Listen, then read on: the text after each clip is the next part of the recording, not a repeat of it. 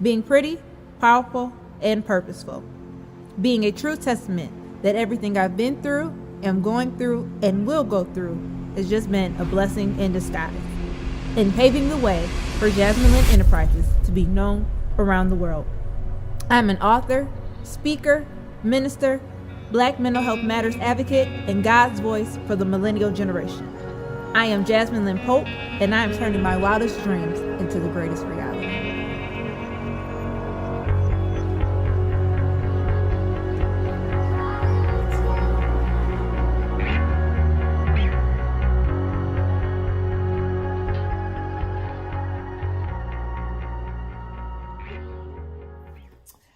Hey everybody, it's your girl Jasmine Lynn Pope, and we are back for another amazing episode of Purpose Talk.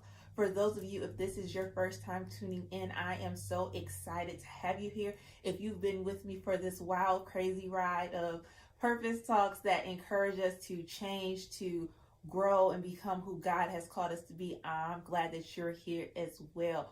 Purpose Talk was the idea that God gave me.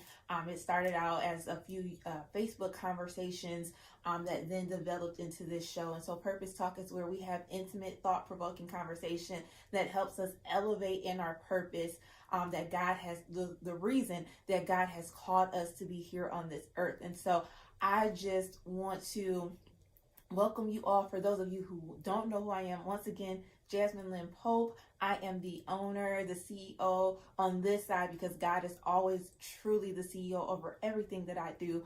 But of Jasmine Lynn Enterprises, which encompasses my personal brand, I also have the Blessings in Disguise Counseling and Coaching, where I provide individual family therapy, couples therapy. I have two amazing therapists that are on my team as well who provide awesome services, and we are making sure that people in the city of Toledo and beyond, because we do have the ability to offer services all throughout Ohio, are getting the healing that they need. Healing from trauma, depression, anxiety, just different life stresses, whatever you may be going through. We have the solution here by having people who are dedicated to seeing you change, because we've done the process ourselves. We do this not because we're educated to do it, because yes, we are, but we have a passion and a hunger to see people get the healing that they need.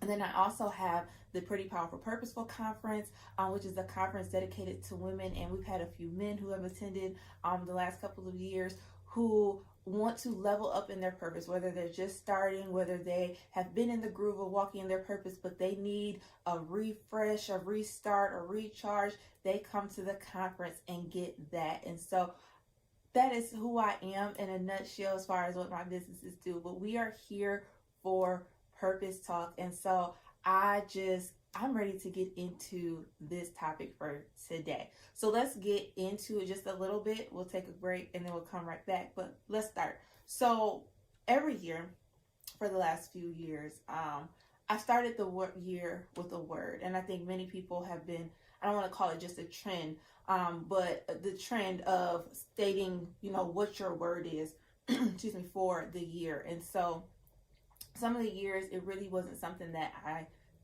thought about at the beginning, but as I looked at what the year was, it just kind of went. So I can remember 2017, the word for that year was faith. It wasn't something that I set out to really take part in, but as I look back, I started the year, my friends and I, we did the Faith Dare, which is a book. I believe the author's name is Debbie Alsford, and it's a 31-day kind of devotional type of thing, but it just gives you an understanding of what faith is. And so with doing that, and we did a journal challenge by Heather Lindsay, I just began to see my faith grow. And the more that my faith grew, my life just kind of changed. And so that was 2017. Off the top of my head, I can't think of 2018 or 2019. 2020 was Arise, though. And I started the year off reading a book by that title.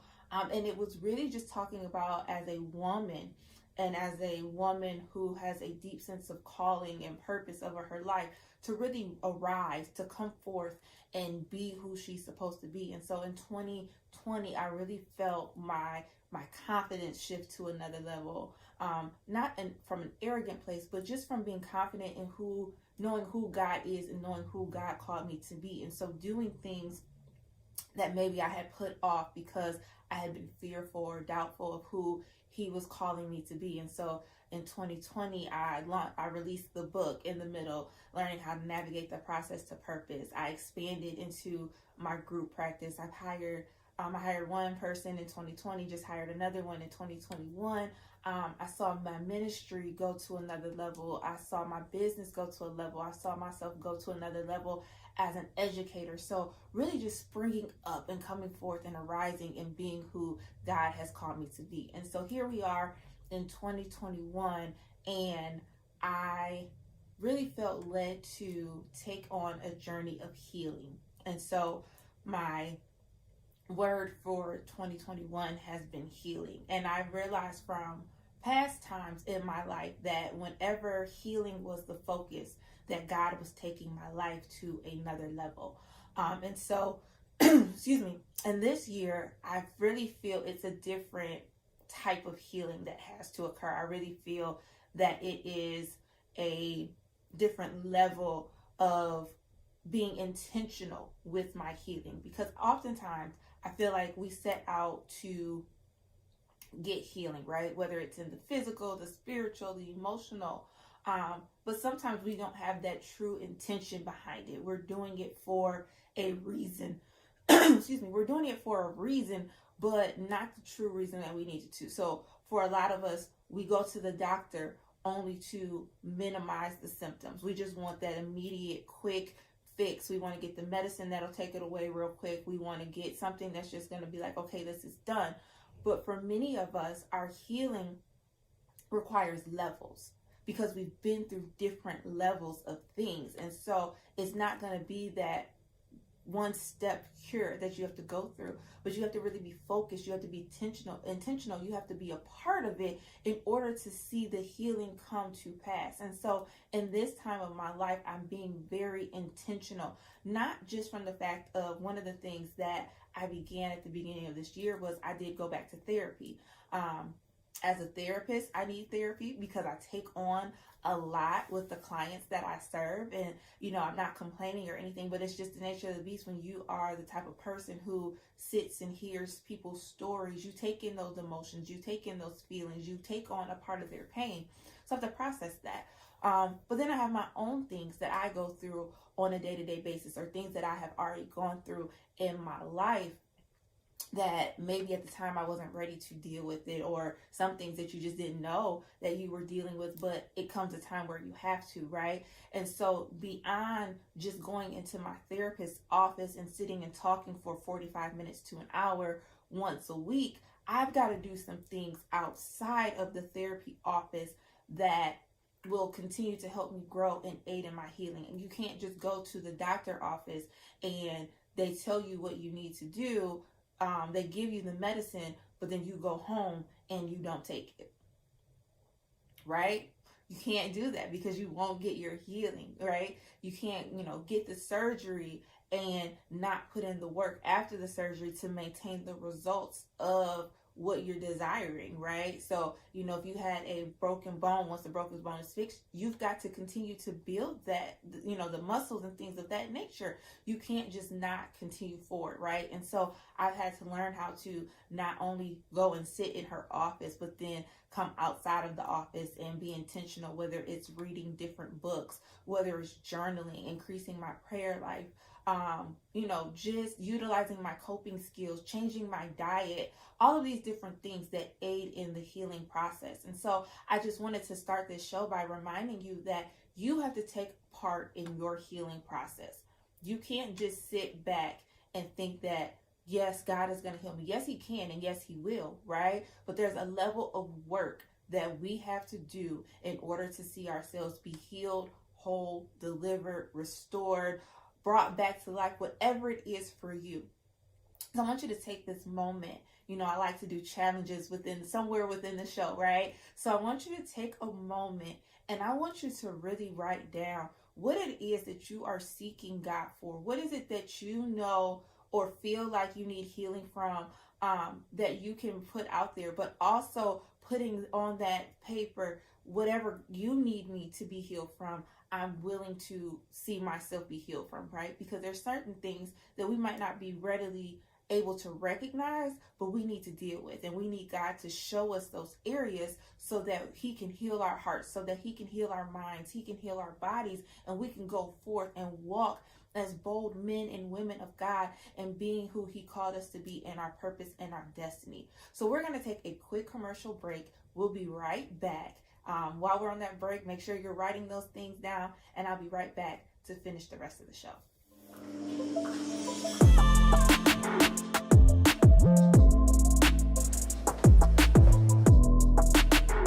Creating a safe space for my clients to come and leave their inner thoughts while healing has been my mission. Our mission at Blessings in Disguise is dedicated to motivating and inspiring women from all walks of life to pursue their purpose in spite of the mental, physical, emotional, and spiritual obstacles they may be facing.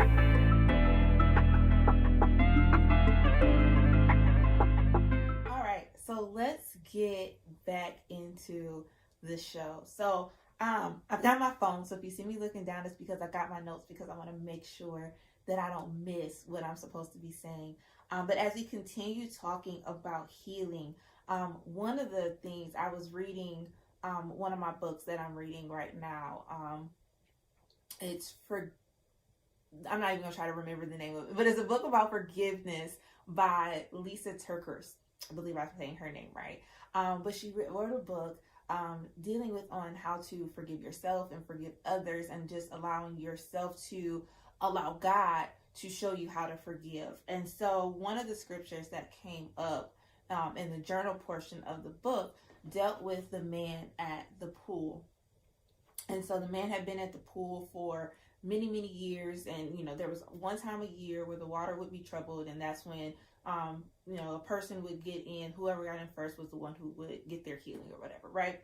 So one of the things that really caught my attention as it was relating to the journal and then further going into the scripture was that the man was so focused in that moment of, so let me go back. The man is at the pool, he's waiting. Jesus comes up and is having a conversation with him. And essentially is asking him, like, do you want to be well? Like, what's going on? And the man is like, yeah, but, nobody is here to help me get into the pool. And so, now, I've been trying, but this is why I'm in this condition, right? And I feel like oftentimes we base our healing on someone else. We base our healing on what someone else should do, or we base our healing on what we feel like a person should give to us. And I believe that in this season, especially in my life, that you've got to stop looking for other people to get you to your healing, right? You, once again, being intentional about what it is that you desire. If you want your healing, you have to go after it full force. No excuses, no doubting, no sitting around waiting. You have to get up and get it. Even when you find yourself in the condition of being down, you're not down and out, right? You're not completely out to the point where that you can't get what it is that you need. And so even with this story, we see that the man is in the presence of Jesus. He's in the presence of Jesus, the one who can heal him. And he's making all of these excuses because he doesn't recognize who he is in the presence of. So many times, especially with, now we're in this place where, COVID vaccine is out and churches are starting to reopen and everyone is so excited and anxious and waiting to walk back through those doors of the church and be within the four walls. But how many times do we miss getting what we need because we don't recognize who we're in the presence of? When you don't have to be within the four walls of the church to be in the presence of the Lord. You can create an atmosphere at home. You might be talking to someone who is trying to give you a word that was given to them by God to give to you in that moment, but you miss it because you're looking for something else, or you're looking for someone else to bring that word to you. God can use the most unlikely sources to help you get what it is that you need. I try not to, I won't say never, because I'm human and emotions and flesh get in the way, but I try not to discredit anything that people say. I use wisdom, discernment, and understanding to know whether it's real or not. But sometimes, even in situations where a person might be talking out of their own feelings, there's something that I might have to catch and write it down so God can show me what it means later, right? But in this moment, the man is in the presence of the one who can heal him, yet doesn't even recognize it. And so that means that we have to get to a place where our eyes and our ears, our hearts, our minds are spiritually open to be able to receive and know when we're in the presence of him. Sometimes we get in our own way because we put so many other things before God. We put our jobs, our churches, we put our hobbies, our families, or whatever the case may be. We put it in front of God, and God is saying, no, I'm right here in front of you, and I need you to see me, and I need you to put me first, because when you put me first, then I can give you everything that you need. You won't have to keep waiting on someone to give you what it is that I can give you. Remember that this man had been at the pool for years and years and years. Do you want to see yourself continue to stay in the same condition that you're in?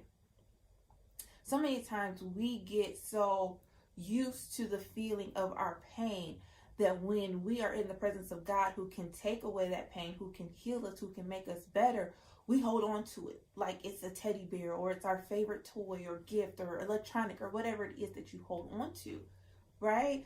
We want to let those things go in order to grab hold of what God is trying to give to us. Sometimes it takes a little bit of discomfort to get comfortable in something new. We become comfortable a lot of times in our pain. We become comfortable in just going through the motions day by day. We become comfortable in just living a status quo life. We become comfortable in just saying, well, this is how God made me. This is what I got to do. This is just it. No, it's not.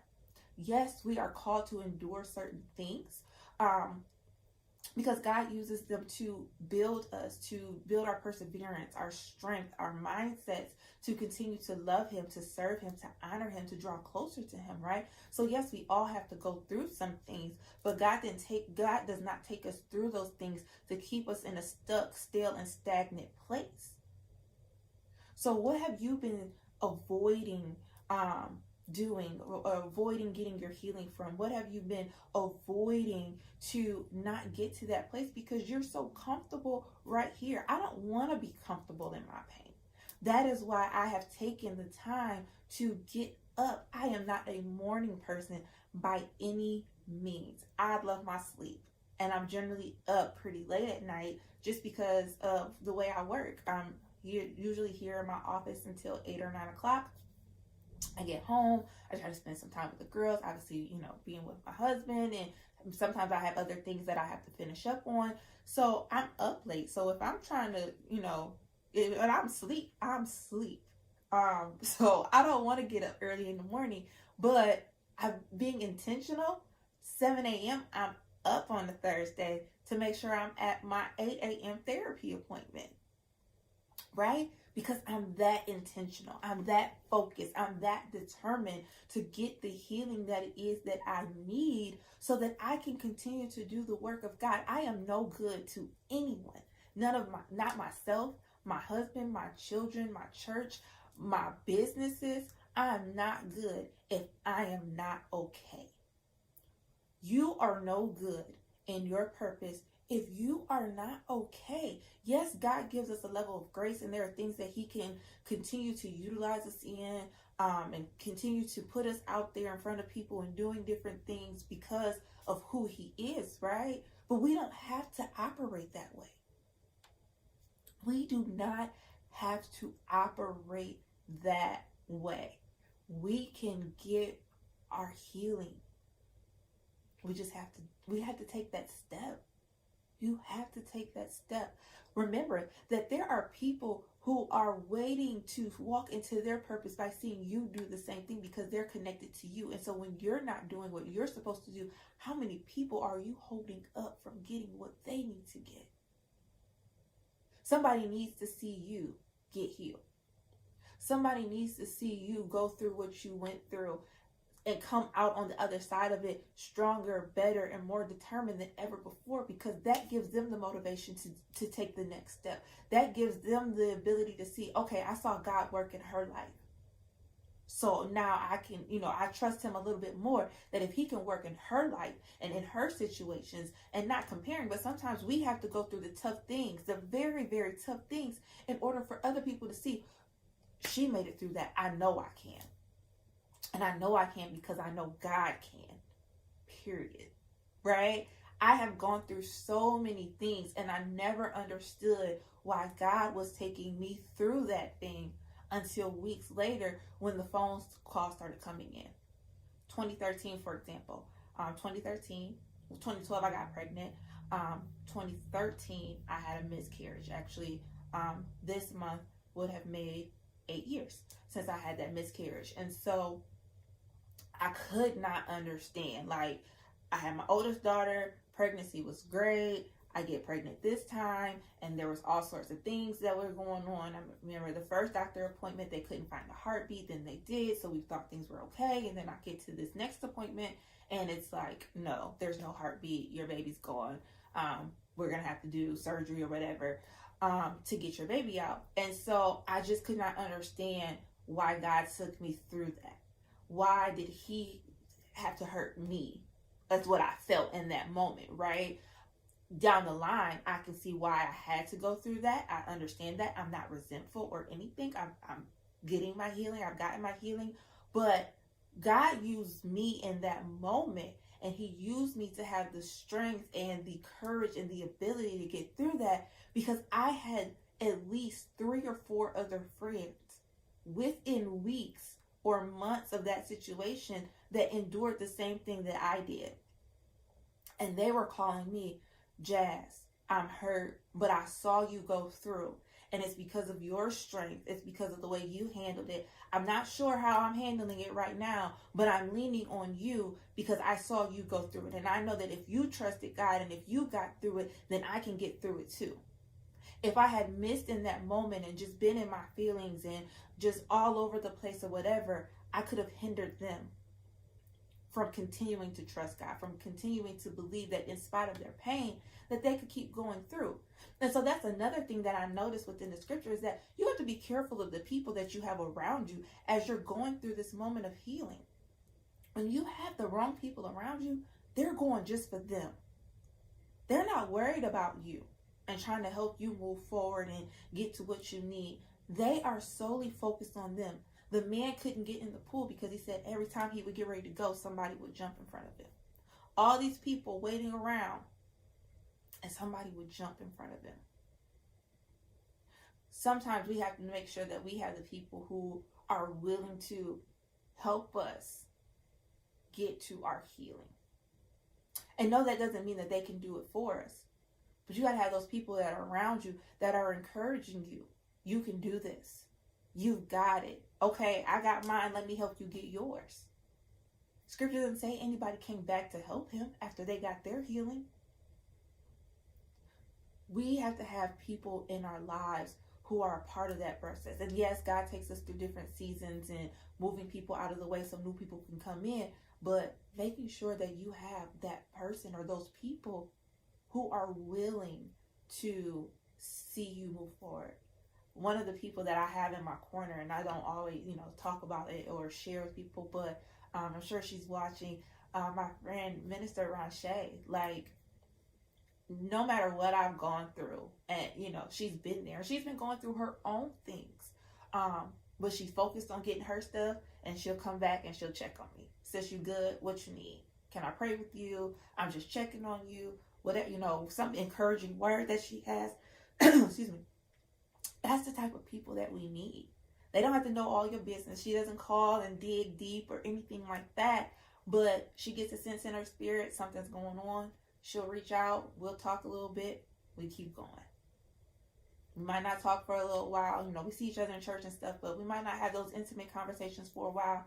But eventually she'll come back. You know, I've been going through my own stuff, sis, but you came into my spirit. I wanted to check on you. We need those type of people in our lives. So check your circle. Check those who are around you. And not only for them to be able to assist you, but could they be a hindrance to you because of the things that they say and do that put negativity within your thought system? That is something for us to recognize. So I hope that this show has given you some information that will help you, encourage you, strengthen your mind and your heart to be able to go after all it is that God has for you. Once again, in this season, it is time for us to be very intentional about our healing, being intentional about getting ourselves right from the inside out so that we can continue to walk forward in our purpose and do what it is that God has called us to do. I thank you for joining with me on another Saturday, or if you're catching the replay on whatever day it is that you're watching this. And I hope that you will be back with us next Saturday or for the next episode. Until then, I'm Jasmine Lynn Pope, your host of Purpose Talk, and I'll see you soon. Take care. For the millennial generation, I am Jasmine Lynn Pope, and I am turning my wildest dreams into the greatest reality.